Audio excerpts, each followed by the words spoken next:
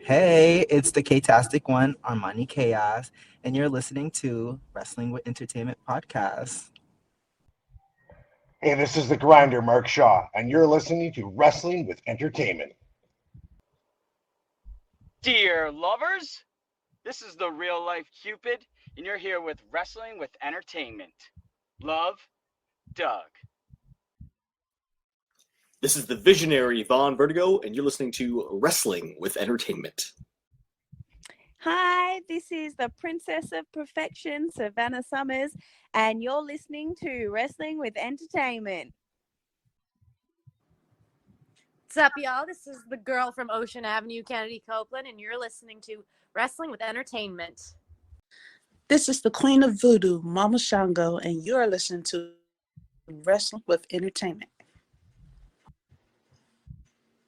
Hello, and welcome to the show. It's Wrestling with Entertainment, bringing you the latest exclusive breaking news, previewing and reviewing the latest shows from WWE, AEW, New Japan, everything in between every Saturday, and interviewing all your favorite wrestlers on Wednesday on YouTube and Castbox, sponsored by Rogue Energy.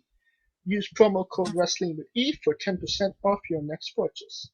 Of course, I am your host, James Shea, alongside Kikyo Yachts, who is not here, but somebody that is here, Scooter Dust. I put my grandma on speed dial. That's what I call Instagram. And it's a great day for wrestling, because we are wrestling with the Queen of Voodoo, Mama Shango. Hello. I'm doing good. How about you? We're doing good. Kind of feeling those good vibrations, good juju from Mama Shango. Good. Yes. Good. I'm glad, because anything bad, that wouldn't be good at all. So can you tell us what's coming up next for Mama Shango, and maybe where we can find you on social media? Well, coming up next, I kind of have wrestling on the hold for a second because I am expecting. Congratulations. Thank you. Yes, baby Shango, my upcoming tag team partner, is on the way. Yeah, she should be here within the next few weeks or so I'm excited about that.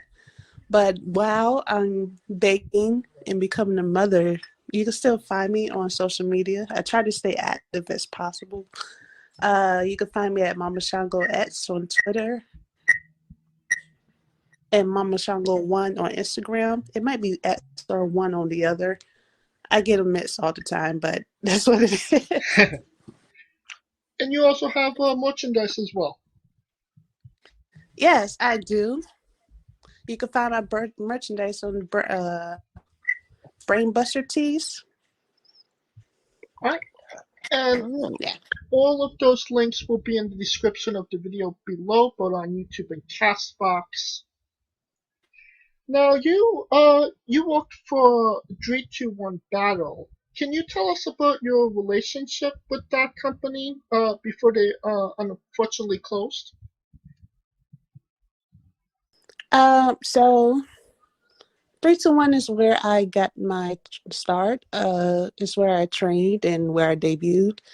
I was living in Seattle at the time, working for Amazon, and basically one day I just wanted to go to the gym. I was looking at some gyms that offered boxing. And when I went there and started taking some boxing lessons, I noticed they also offer classes in other styles of wrestling, including like MMA and kickboxing and wrestling. And so one day I sat in after boxing class, asked the coach at that time, can I just sit and watch? And the person was like, yeah. And I'm just like thinking like, I really want to try this. And so their next class, like a few days later, I came and I sucked really bad. I couldn't roll. I couldn't flip. I think the only thing I could do was take a bump, and that was it. And they were even surprised at that. I think I was so bad they told me to sit out for a few of the drills because it just wasn't happening. But God. over time, as the weeks increased, I noticed I started to get a little better, and I just kept coming back. I'm like, I have to try this. And next thing you know, went from I have to try this to I'm going to keep on doing it until I get booked. And that's what happened. It, While it's I was, while I was, go ahead. it's just going to say that's a very interesting parallel to how I started out Uh um, huh. in the NYWC, because what you couldn't do, I could, and Uh huh. what you could do, I couldn't. Yeah, I think I that surprised everyone for me I because I could bump. It was my first time ever taking a bump, and the word was going around the like locker room, like you should see this person bump, even though she's never wrestled ever. I'm like, okay, I could fall, but I still can't roll. I could not back bump for the life of me, to the point where they made me get out of the ring and do back bumps on a gym mat on a concrete floor, which Wow. which is a big no-no. Uh huh. So yeah, a lot of people don't really realize how much agility is really required. You know, all the intricacies, movement, and everything. Hmm. Yeah. Believe it or not, I just remember watching Tough Enough years and years ago, and I remember they were teaching the contestants how to bump, and I never did it a day in my life, but I just remember from watching how to just see how they were doing it. That's how I tried it, and it like very first bumped. Coach was like, "Oh my god, that was great," and that was basically my first day. I knew how to bump. That was it. But as the months went by and continued to train, I also started training for referee. Um, I don't even know you guys. I'm sure you guys watch AEW. Yes, Um, Yes, of you course. were referee with Aubrey Edwards. yes, Ref Aubrey. She was one of the referees that trained me. Uh, That's incredible. yeah. And to the She. tough enough thing, who says TV don't teach you anything? I know, right? Yeah. It sticks with you. It's something that you remember, and you see how they're doing it, and it really that I can't even tell you what season or how long ago that was, but I remembered how they did it. Scooter, you have a question? All right. Yes. So before you stop wrestling for a bit, notice something about your your entrance being very methodical, and I'm gonna let James ask the obvious question about choosing the name and everything, but I look for the more, again, intricate movements, and I notice you move in a very particular way, Uh huh. with almost the intent of invoking, some would say, the movement of an animal, Uh huh. because a lot of talent I've seen, and this is coming also from a background in theater, something called animal work, Mhm. where you you pick an animal and you basically copy its movement. And the talent I've seen that have had the this kind of gimmick, you use a voodoo based gimmick. Mhm. They do this. Charles Wright did it. Uh, What is Marty that? Wright did it. The Boogeyman. Surprisingly, people named Wright had this type of gimmick. Did you do any sort of? Did you have any background in theater work or anything like that when deciding how to move essentially as Mama Shango? I didn't. It just really came out during my the weekend of my debut. I remember that weekend is like the best weekend in 3-2-1 ever. Is like Battle of the Sexes on Friday and then Rebel Girls on Saturday, and so I debuted at Battle of the Sexes, and I was trying to get some pointers from my coach and some of my peers. So like, okay, I didn't even practice on how I'm going to come out. How am I going to do this?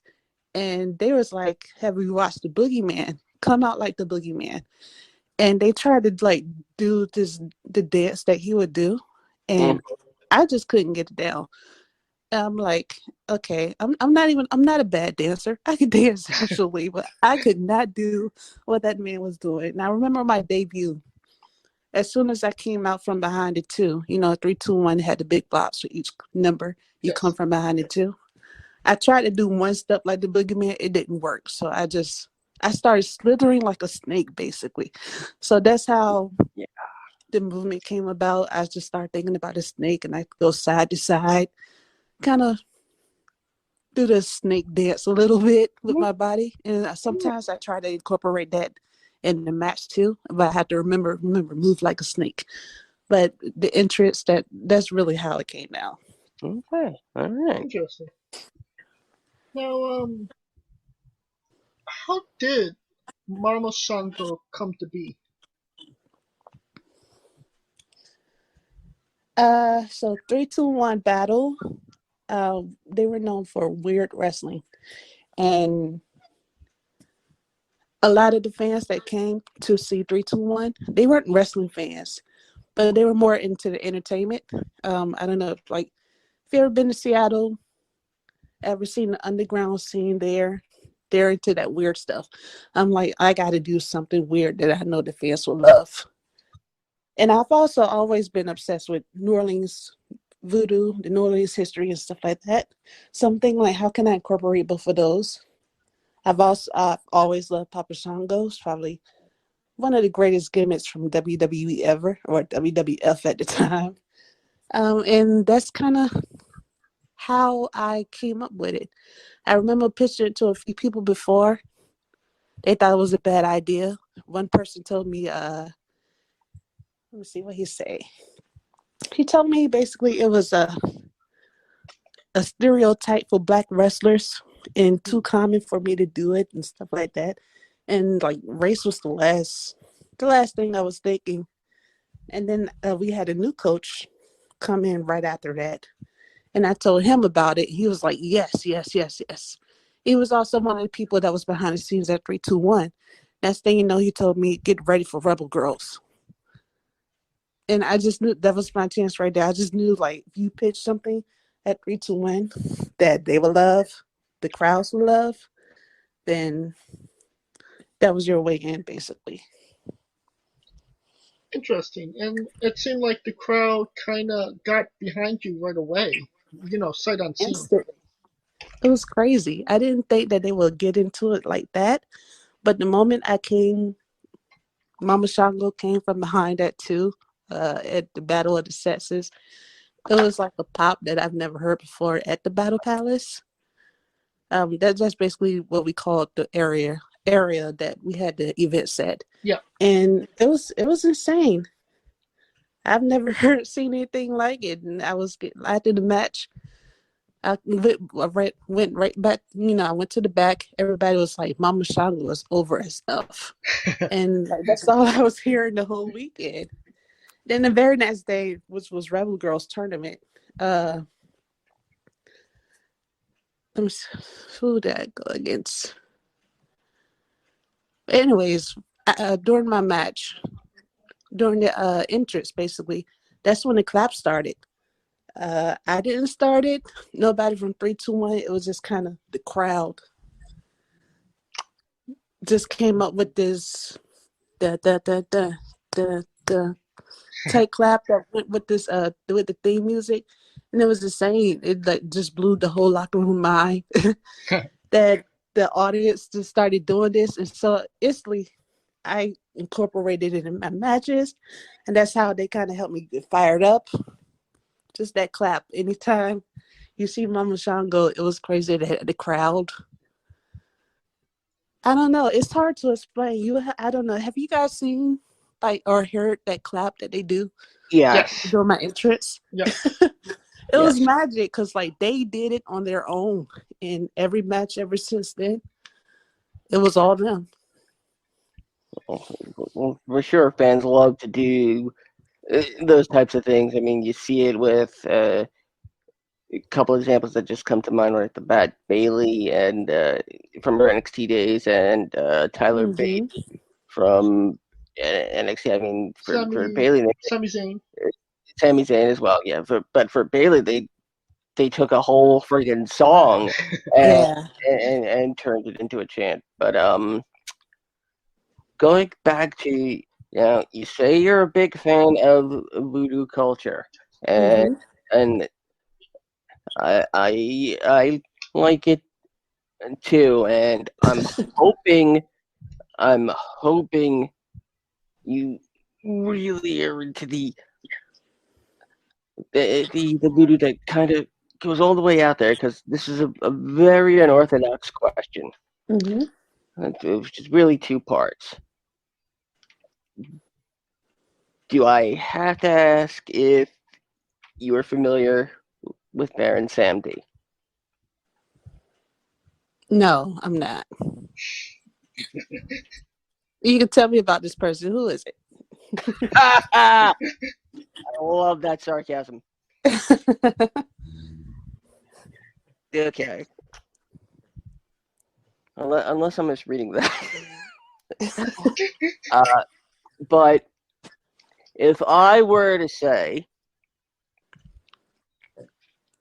when the Baron says "thrill me," what do you know what the correct response is? No, I don't. Oh, ah, So so what's it's Barry? You okay. have to tell me. Um, there was a board game from a while ago called Uh-huh. Nightmare, and it was played in tandem with the board and a video cassette that lasted an hour. And in the first one, a random someone called the gatekeeper would pop up on the screen and give directions. It was designed to be played in the dark. And the first one, whenever he popped up on the screen, and when he addressed the players were supposed to respond with "Yes, my gatekeeper." They made a sequel to this game where instead of the gatekeeper, it was Baron Samedi, Uh-huh. and Baron Samedi was portrayed as this really like funky, like party loving zombie. And when he popped up on screen and said, "Thrill me," the players were supposed to respond, "Yo, Baron, I can dig it." Uh-huh. And that's made its like thing into meme culture. Uh-huh. So to Maybe avoid something all Mama that Shango could use in the future. Yeah, possible, I'm gonna have to look into it and learn more about uh, this. so to avoid all that egg on my face, uh, what is your favorite portrayal of voodoo culture that you've seen in terms of either TV, movies, or entertainment? Portrayal? Good question. Um, I would have to say my favorite is, of course, Papa Shango. But I think the one that caught my eye, that got me interested in the first place, would be Mama Laveau. Uh, Uh, and you mean you are referring to the thing Marie Laveau? Yeah. Ah, yes, the House of Voodoo. And I noticed you visited there many times. You're a big fan of Marie Laveau's House of Voodoo. What's that like? I have been there. Interesting story. So, okay. Oh, yay.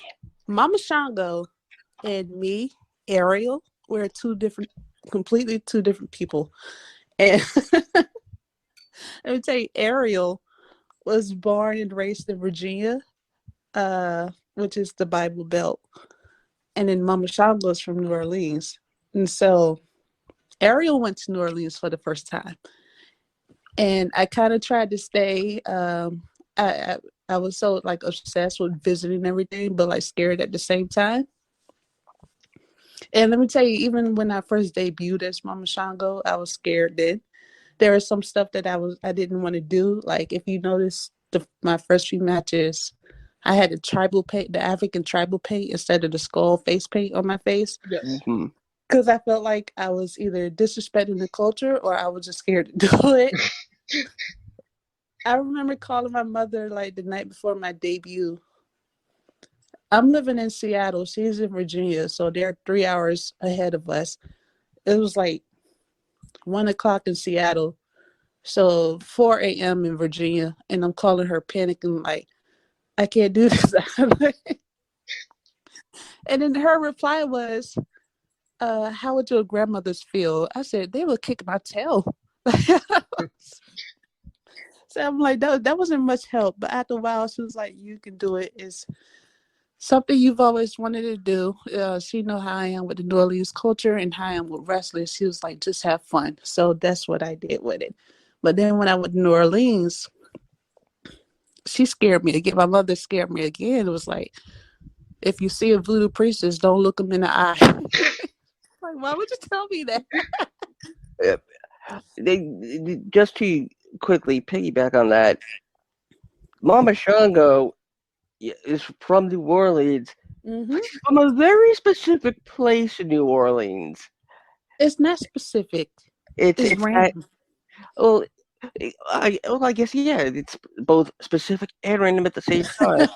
That Uh-huh. from that back alley you swore wasn't there a minute ago. Yes.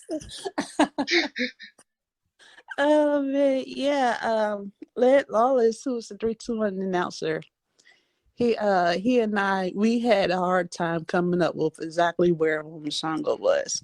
And every match he would say something different. And after a while, that back alley just stuck because that's what him and I finally agreed to. Like, yes, please stick with that. And the crowd loved it. So that's kind of how that came about. He was just really making up different areas every match. That's awesome. And Uh-huh.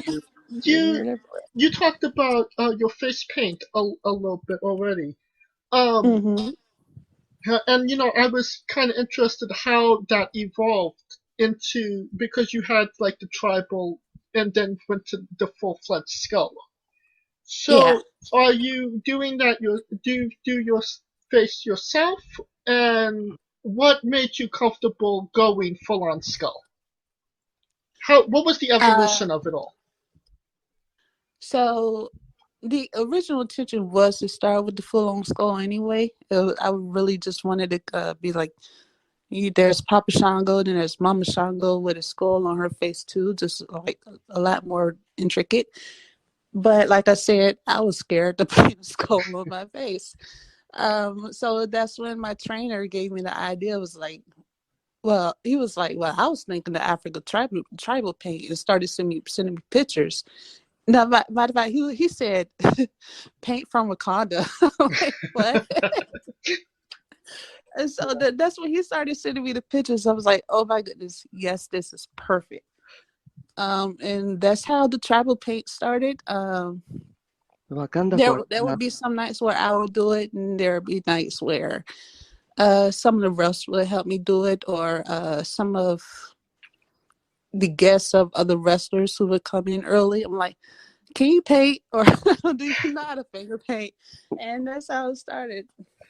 Mama Shango will have nothing but dust and blood. Yeah.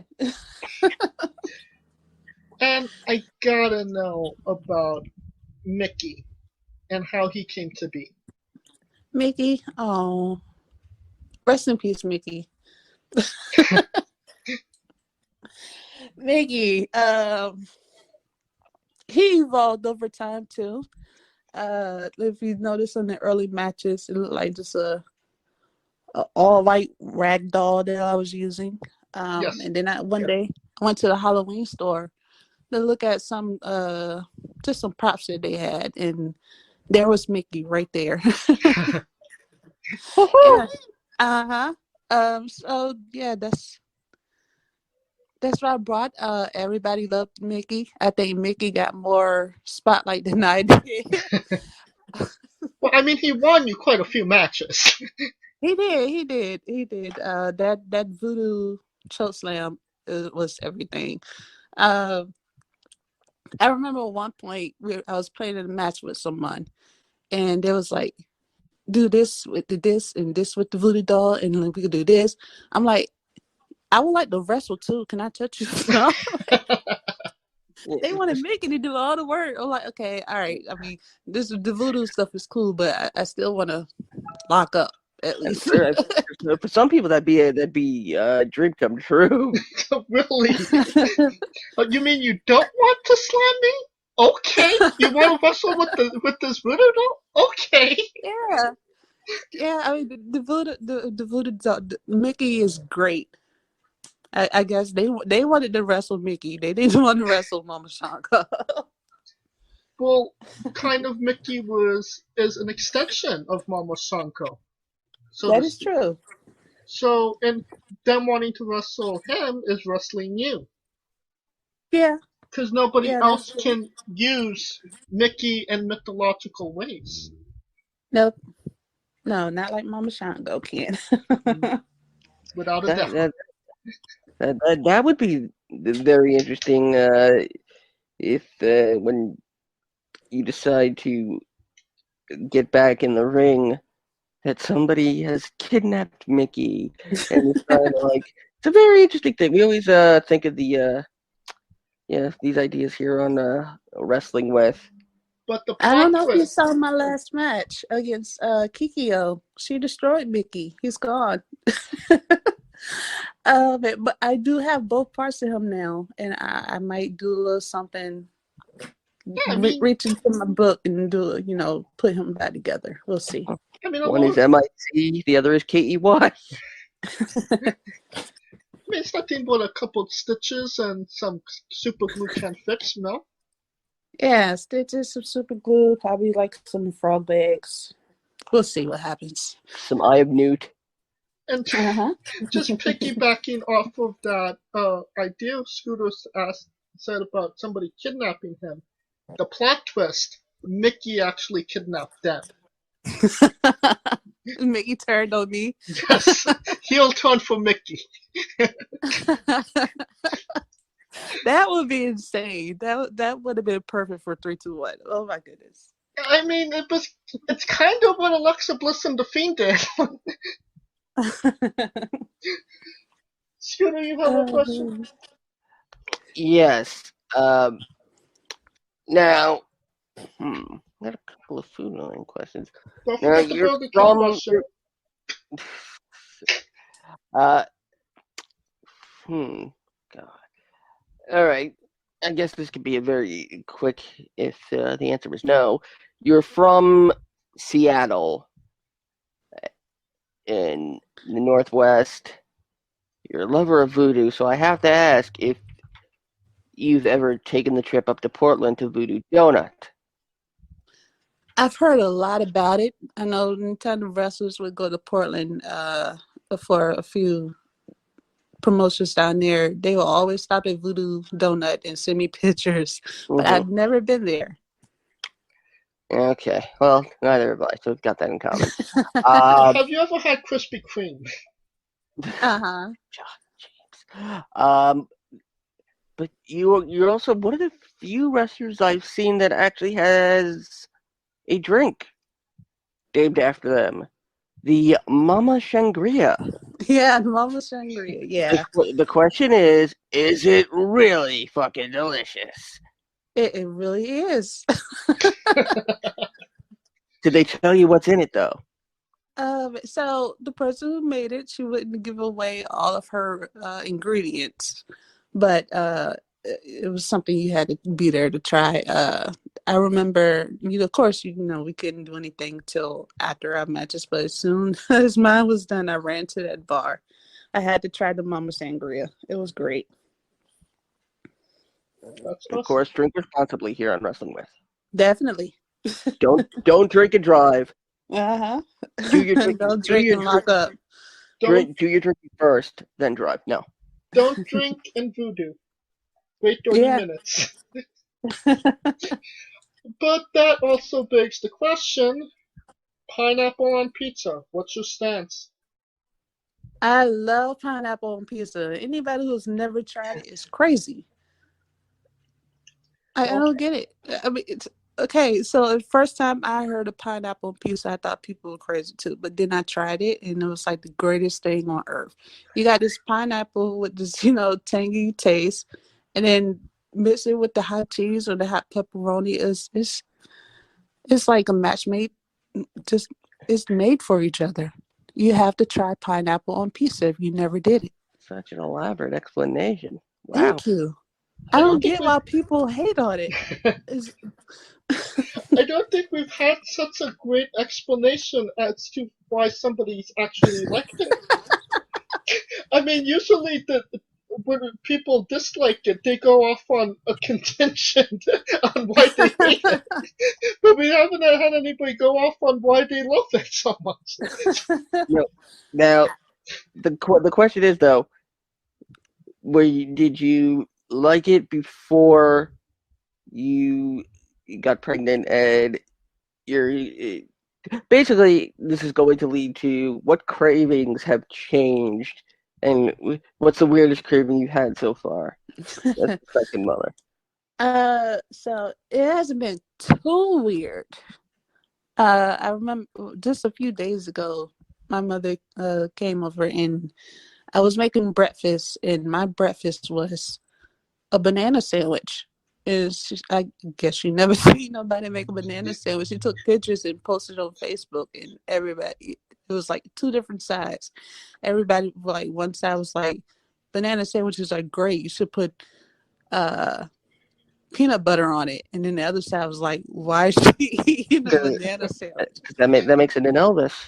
Yeah, yeah, pretty much. And then there was one person was like, you should try it with mayonnaise, and that's where I stop right there. I'm not putting mayonnaise on the banana sandwich. Yeah, no. Oh. Yeah, I would stop there too. Yeah. So I eat a lot of banana sandwiches, oranges and pickles, but nothing too weird. I was waiting for the pickles. Yeah, definitely. I have like 2 big jars of pickles in my refrigerator right now. Nothing wrong with pickles. Pickles are good. I don't know what's the thing with pickles, but it's the sodium.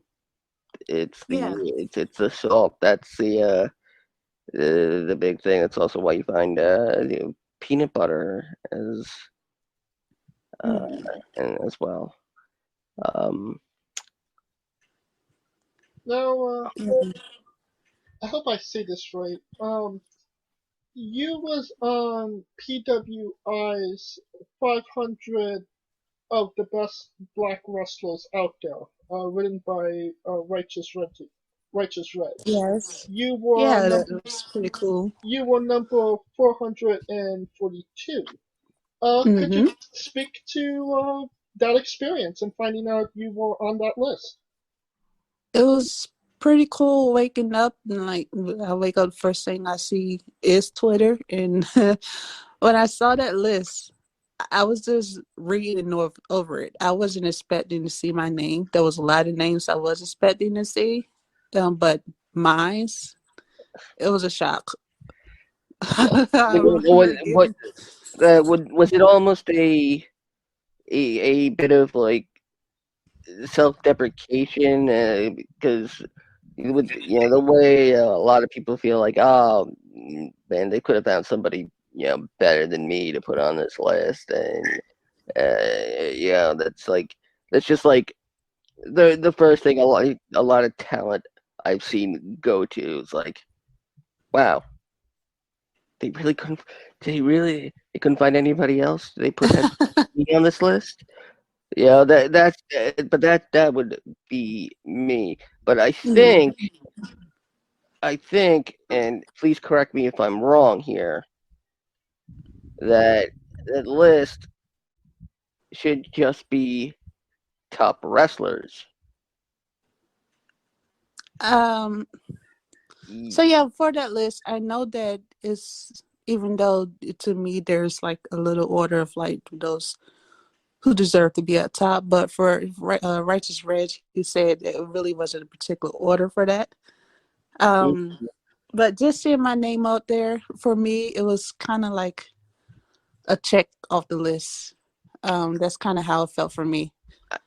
Yeah, I Yeah. mean, let's face it. I don't think any of us expected Too Cold Scorpio to actually be at the top of the list in No.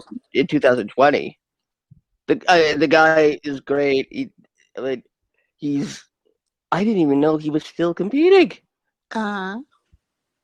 Um, But that but also begs the question: should have John Moxley been on PWI's number one, or should have it been Adam Cole last year? Good question. Okay. This one is for Kaliko because I know he was going to ask it. Unfortunately, he's not here.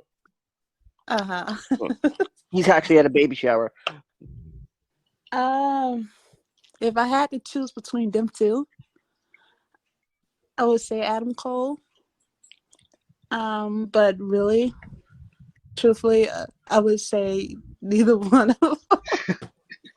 Ooh, But yeah. ooh, who'd you pick then? Who had the best 2020? Who had the best 2020? That's something I would really sit down and think about. I don't think we got time for that. The only unacceptable answer is COVID. Oh yeah, COVID. That COVID ruined everything. That was the Oh, without a I doubt. forgot what the wrestling apocalypse. Yes, I saw that. Now, could you tell us about your match with Kikyo and maybe why that was an important match in your career? All right, so yeah, the match with Kikyo. I remember telling her at the in the back, even though we were the match before the main event, and I was going to be out for a while, so I told her we had to go out with a bang, and she delivered like that was just a crazy ending to a match. Basically, I was going to be having surgery like a few days after that match, and I was going to be out for months. And she knew that, and so that's why you see that emotion coming from at the end. Yeah. When we kind of hug and get out the ring, and I even remember going in the back and we hugged even more. And she was emotional, I was emotional. It was crazy, but just to hear the way the crowd was into that match, and when they started chanting, "This is awesome," that was also another check off the list. Mind you, I was the greenest rookie in 3-2-1. So when I heard the crowd chanting, this is awesome," I was like, I did it. Yeah, but I told Kikyo like we have to go out with a bang.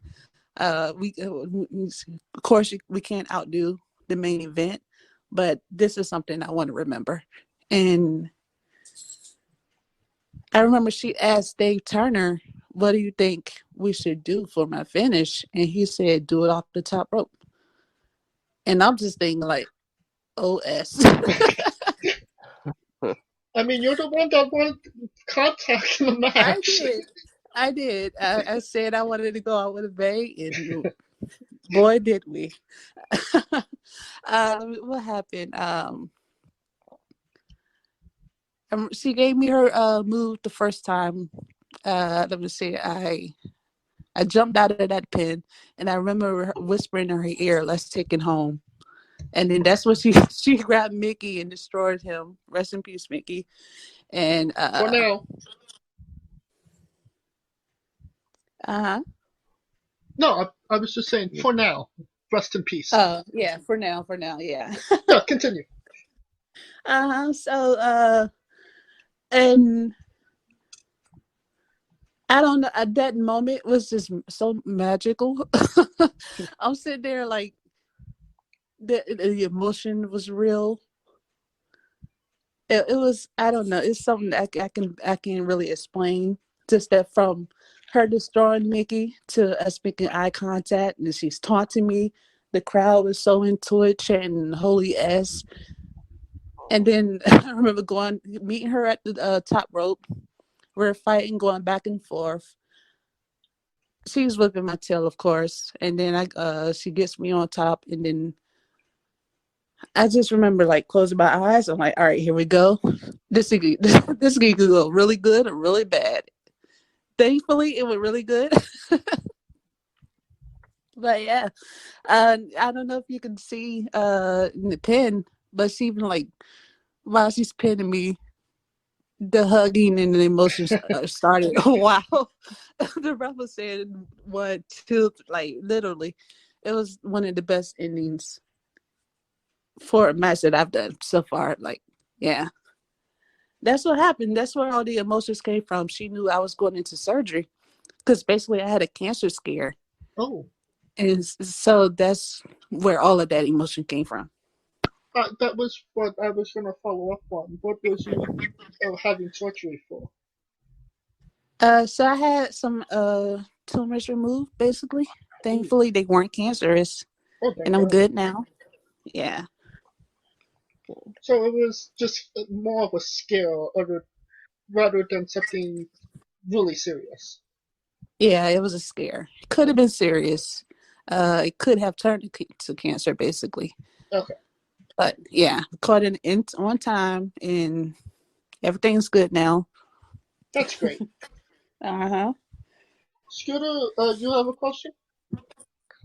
Okay, since our beloved Kaliko is not here, I will ask the colossal question. How dare you? Well, he should have shown up. He should have. If being from Seattle is known for a certain music scene.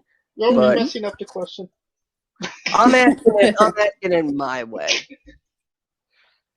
My point is, even though Seattle is basically mostly known for grunge, the question is, since all three of us here have different but enjoyable tastes in music, if you had a soundtrack for your life, For your wrestling career. Wrestling career or life. You know what? Let's get existential here, and Okay. let's include life as well. Go for it. What would be the first 3 songs on that could appropriately describe the soundtrack of your life and or wrestling career, James?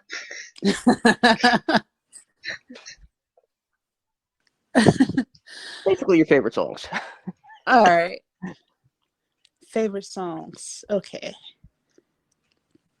So this thing is, I have an eclectic taste when it comes to music, and I have so many favorite songs that it's crazy. So it's hard for me to even just come up with 3 for this particular question. Say how many. List them off. List them off. Okay. Yeah. Why not? All right. So, let me see. What if I say my favorite artist instead? That would be more helpful for me. Sure. All right. So why not? my favorite artist of all time is The Temptations. Ooh, good one.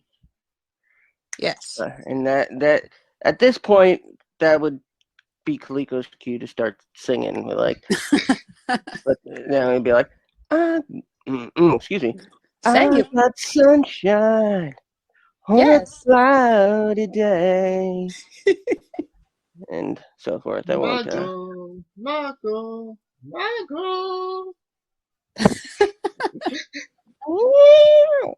Hold on, my window just broke. Good job, fellas. I can't believe I think just my sang on girl. video. But please continue. Oh man. So I think My Girl is one of the most beautiful songs ever written. Oh, without a So doubt. I guess you could put that. No. No, I Come said on. without a doubt.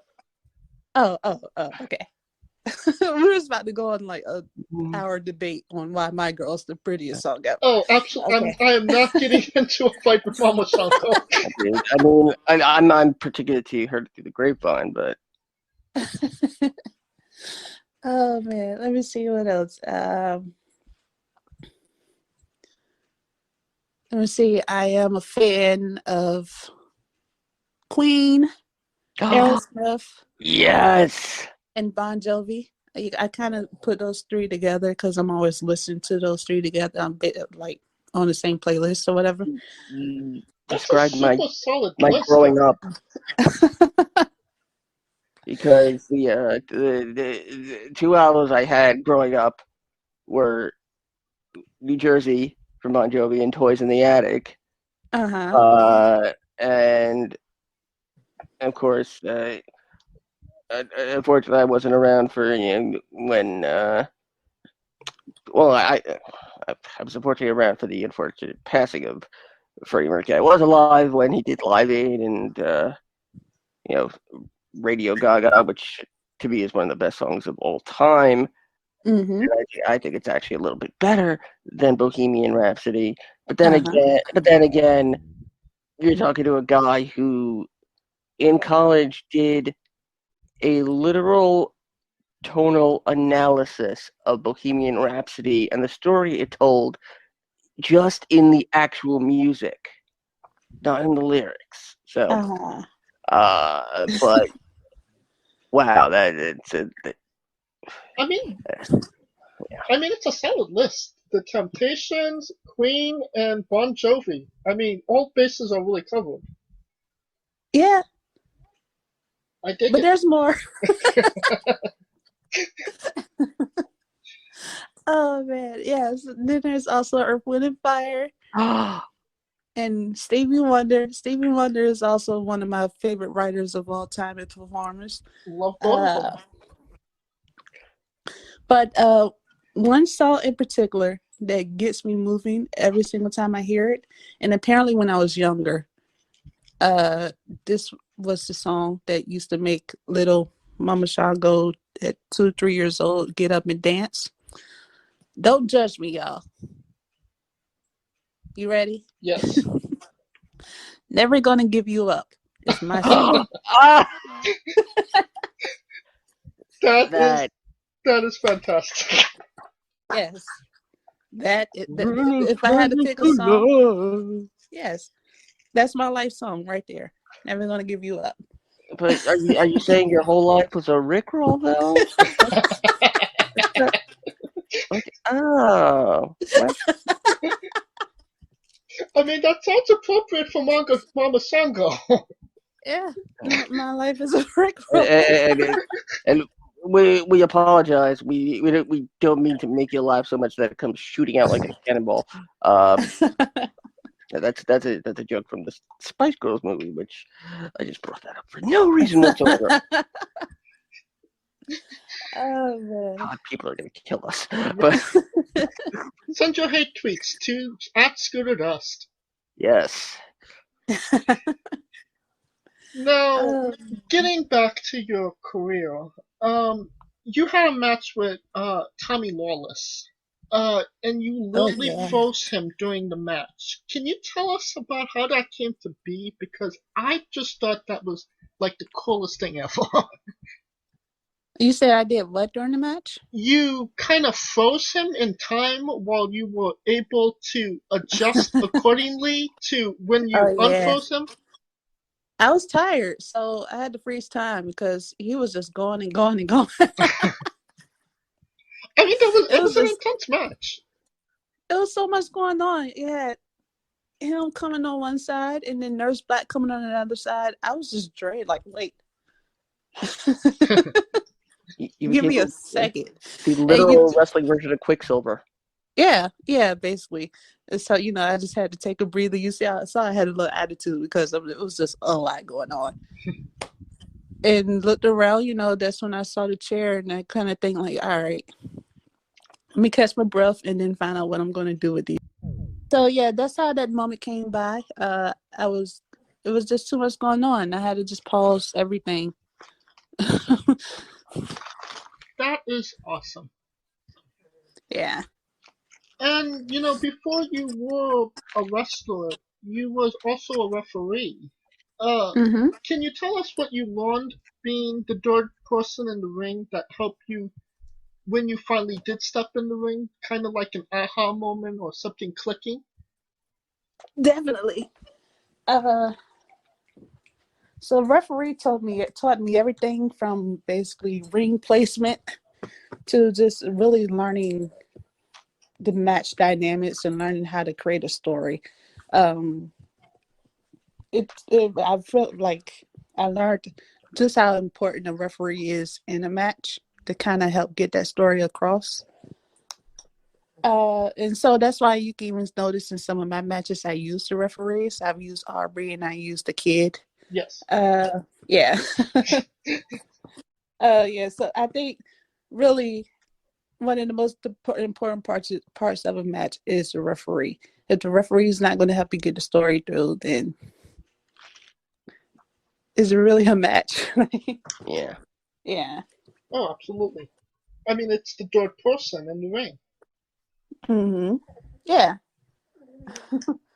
Scooter, you have any questions left? I have actually exhausted my list. All right. Oh. Yeah. Well, I still got a couple more questions. Okay. The Funko Pop. What could you tell us about that?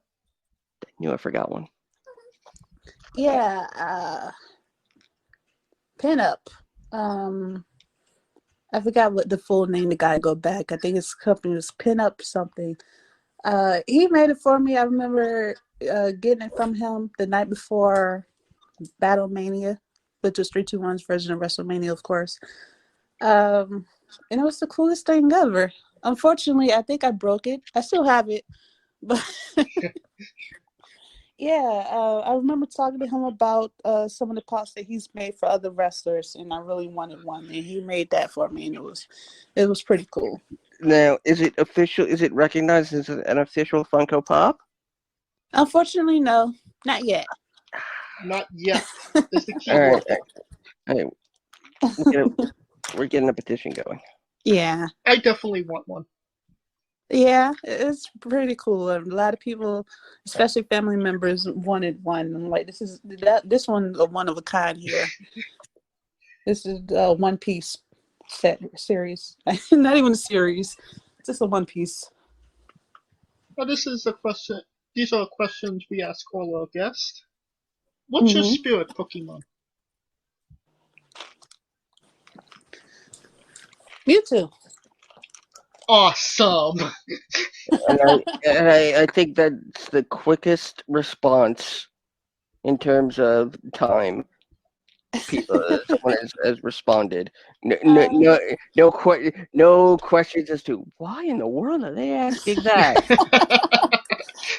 Like you had Just that lined up. Like you were ready for it. Yeah, he's my favorite. That's one of the greatest Pokemon of all time. He's the strongest of all time, right?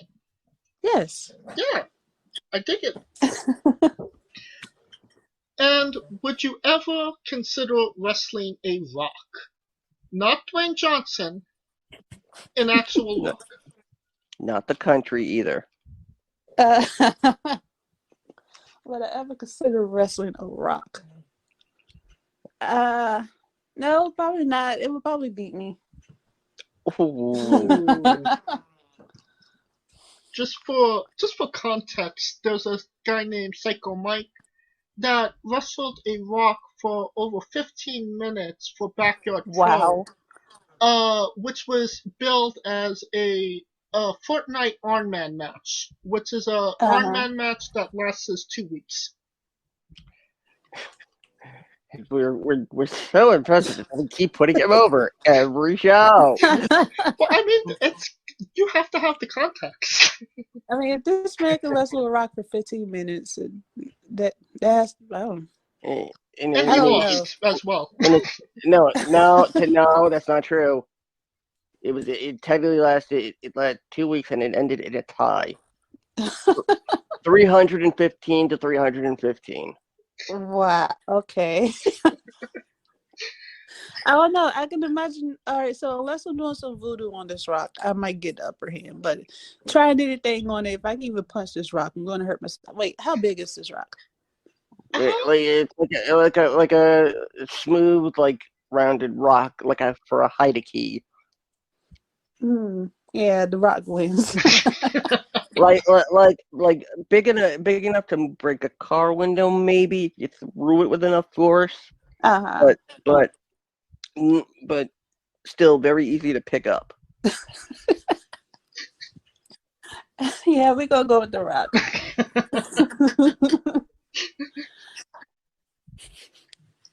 Now, it is once again time for that segment. Mama Shango's Bizarre Adventure. You're a pro wrestler that goes up and down the roads, and weird, crazy, and bizarre things are bound to happen. Can you tell us a story that fits that description? That didn't happen in the ring. Hey,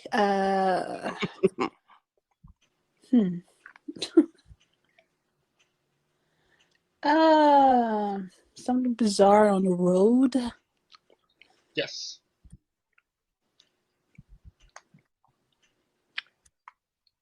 I can't think of one. or if there's anything bizarre that happened, in the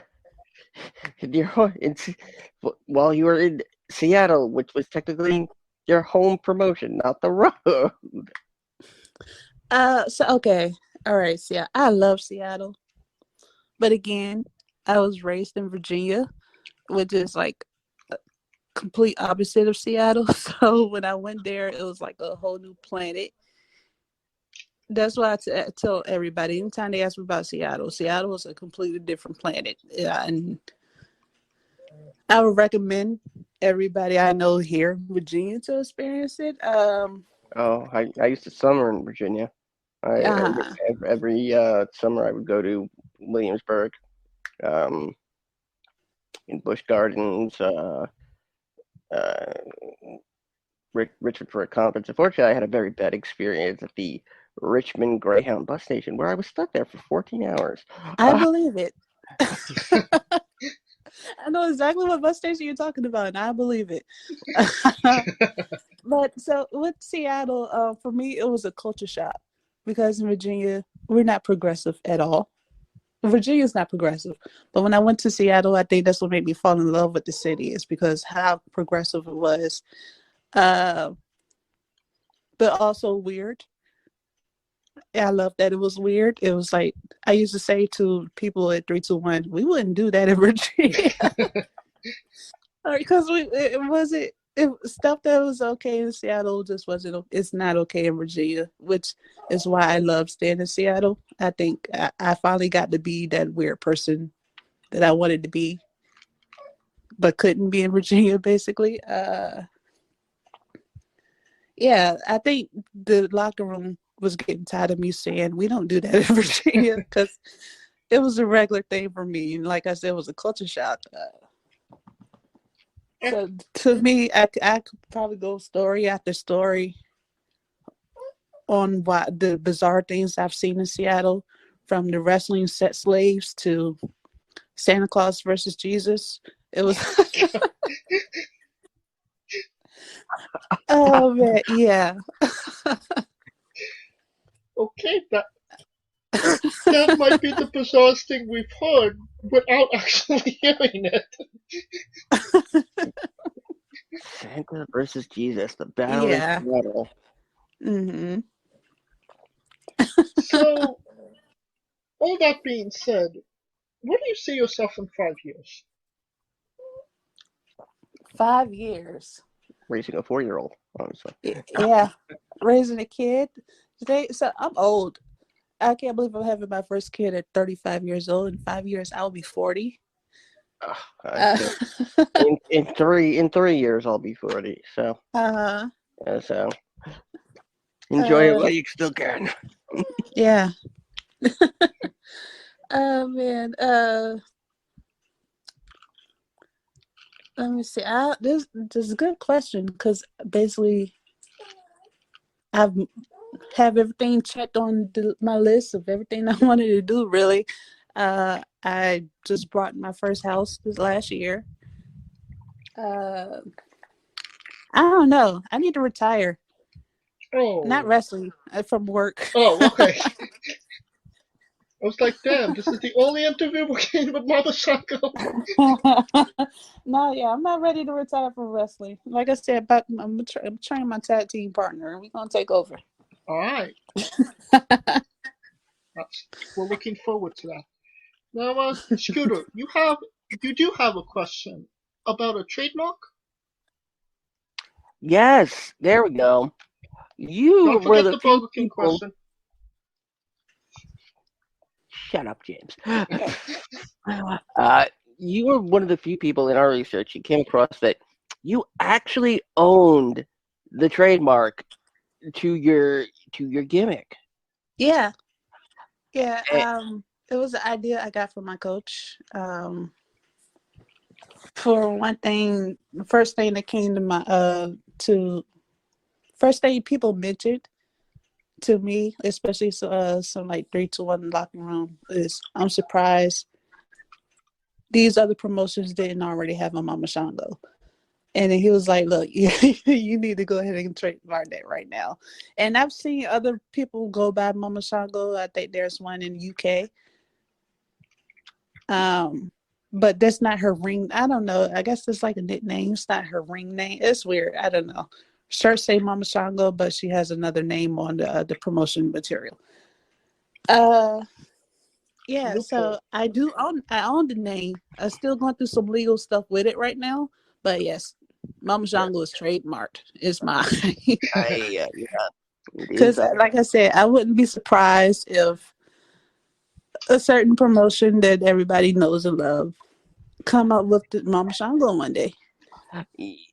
Yes. I mean, according to the legal status, it's still yours. It is under the classification of, I believe, what's known as abandoned, Mm-hmm. where Yeah, so it's still it's yours. yeah, it's not abandoned. That's getting worked on now. Just had to get a Okay. lawyer. Yeah, you gotta love trademark stuff. Oh, no idea. Yeah, I'm learning as I go. I just paid my name, signed the papers, so now I had to get a lawyer. So basically, they tried to say, it was I don't. I can't even go into too much details about it, but they're trying to say it was copying Papa Shango. But fact is, WWE doesn't even own Papa Shango, which is why Yeah. Yeah.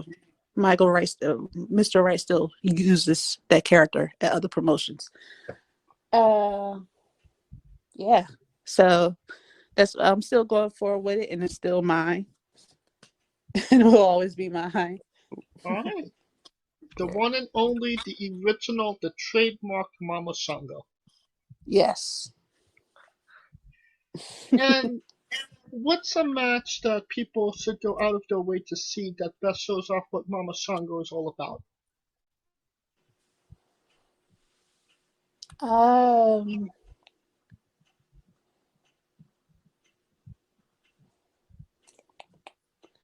I would probably recommend the match against Kikyo, but also the Battle Mania match, Team Mids versus Team Officer.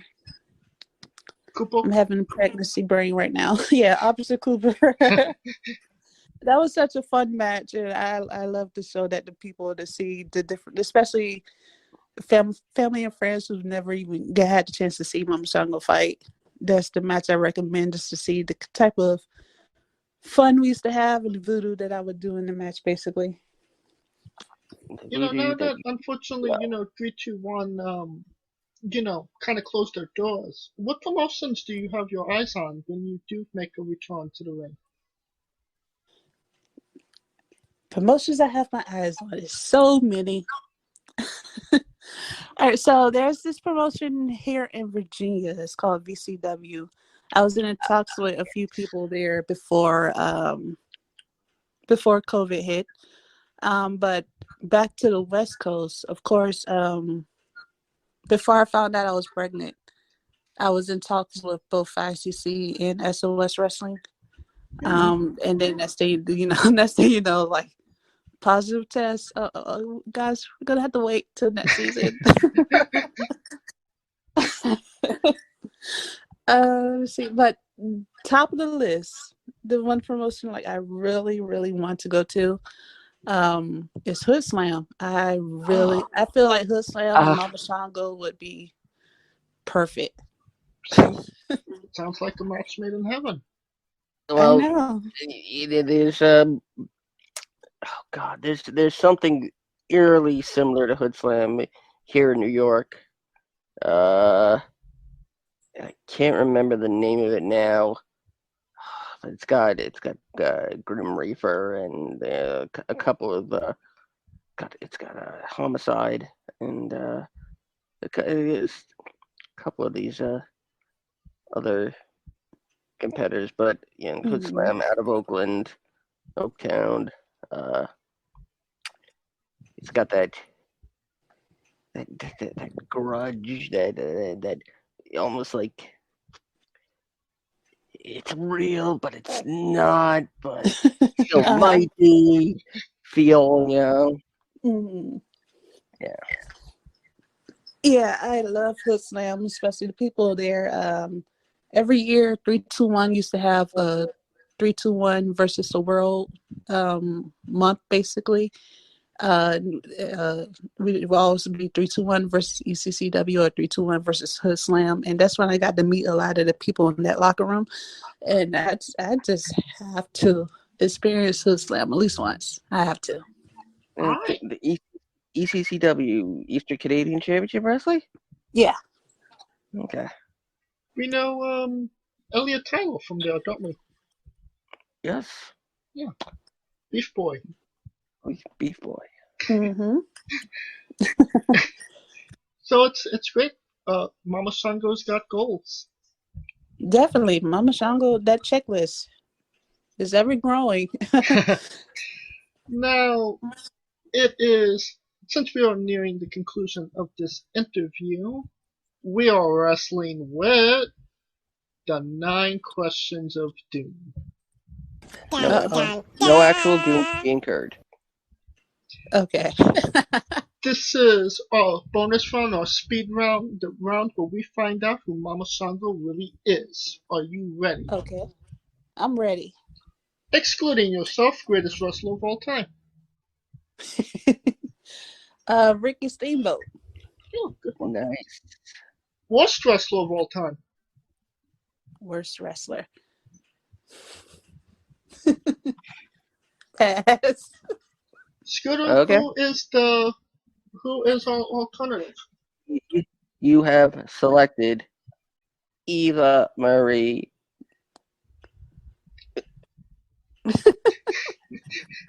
You're main eventing WrestleMania for the Women's World Championship. Who is your opponent? Mm-hmm. Charlotte Flair. Good one. If you could come out to anyone's entrance music, past or present, who would it be? Undertaker. Finish the sentence. Kayfabe is.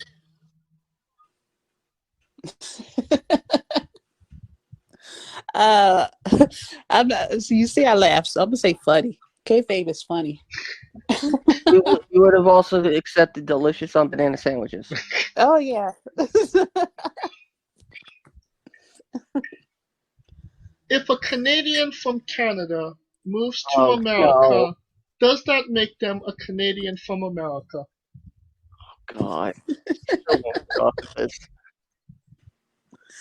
No. Thank you. And with that, that is the last time I'll be asking that question. It is officially retired. You happy, Scooter? Yes. La, la, la, la, la, la. Squash, fruit or vegetable? Vegetable. It is a fruit. Oh, okay. Yeah, in the same way a tomato and a cucumber are fruit. Yeah. But you are now officially in good graces with Kikyo Yachts, a part of Squash Squad, and that means a whole lot more. Yeah, yes. Yeah. Because who believes that fruit is defined by anything that goes in a fruit salad or smoothie.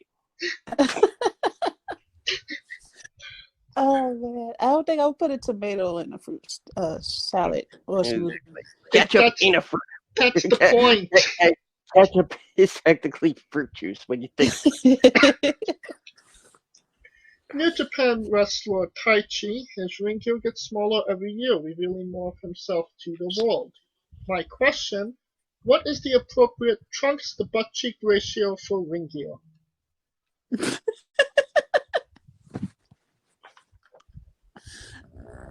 The trunk to butt cheek ratio? Yes. Yes. How much butt cheek should show? Pass. Wow, I don't think we've ever had a pass on that question. Never did we say that you absolutely had to answer these. Okay. I mean, maybe we should next time. Put a tab in that. Okay. Put a pin in I'm that. I'm gonna interject with one question, Doom. Okay. And it's not really a question, Doom. Has anybody made the impending Baba Shango their own little wrestling onesie yet? No, not yet. You gotta tell them to get on that. Yeah. Like that's $1 million idea. Oh, without a doubt. And Now there was an idea of having. So I don't. Well, maybe you guys don't know. 3-1, a few wrestlers were killed off the show, and Mama Shango was going to bring them back and have my own little army. My own little army of awesome. Yeah, basically The Walking Dead. And one of them usually he wanted to wear. One guy wanted to dress like Undertaker, and the other guy wanted to wear a onesie. So maybe that could have came in then. Somebody had great different ideas, stark contrasts. And the last question, the main event, the thing everybody wants to know. Have you ever had a conversation with a stranger in a supermarket about Darby Allin? No, I have not. And that is the correct answer. Yeah. Thank you so much for coming on and doing this with us, Mama Shango. Thank you for having me. Oh, absolutely! It's an absolute pleasure. And continue, Scooter. Forgive me if and please correct me if I'm wrong, but I believe we had the honor of being your first podcast interview. Technically, yeah. We'll take it. We'll take it. We'll take a technicality. We gotta go with yeah. You guys are my first. We'll say that. Yeah. We couldn't find any others, so Yeah. let us have it. And once again, where can we find you on social media? Again, it's gonna be. Make sure I always get messed up once again. Twitter, I believe, is Mama Shango 1, and Instagram is Mama Shango X. That's where you can find me. And merchandise? Merchandise, you can find me on Brainbuster Tees. And all of those links will be in the description of the video below, but on YouTube and Castbox. Give Mama Shango a follow. And I mean, you've been Yes. listening to her for an hour. Buy a damn sword. Get a mouse to feed. Yeah. And of course, if you like what we're doing, please like, subscribe, comment, vote on YouTube and Castbox. Join us next week as we interview Travis Huckabee. And the week after that, Jules Malone. Until then, we have our Saturday show, as always. And you can follow us on Twitter and Instagram as well, at Wrestling with E, for all the news wrestling with entertainment related. Also, follow us individually. I'm at JamesJ993. You can follow Kaliko at I am Kaliko. And where can they find Scooter? As always, they can find me in the crawl space beneath their stairs, waiting for them to leave so I can rifle through their stuff. And if they want to find me on social media, of course, on Twitter, it's at Scooter Dust, and hold it down for the UNB network at UNBS Wrestling. And of course, this episode was sponsored by Rogue Energy. Use promo code Wrestling with E for 10% off your next purchase. For our very special guest, Mama Shango, Kaliko Yacht, Scooter Dust, I'm James J, and this has been Wrestling with Entertainment. Hey folks, this is the colossal Mike Law, and you are listening to Wrestling with Entertainment. Enjoy the show, support these guys. We appreciate it very much. We'll see you at ringside.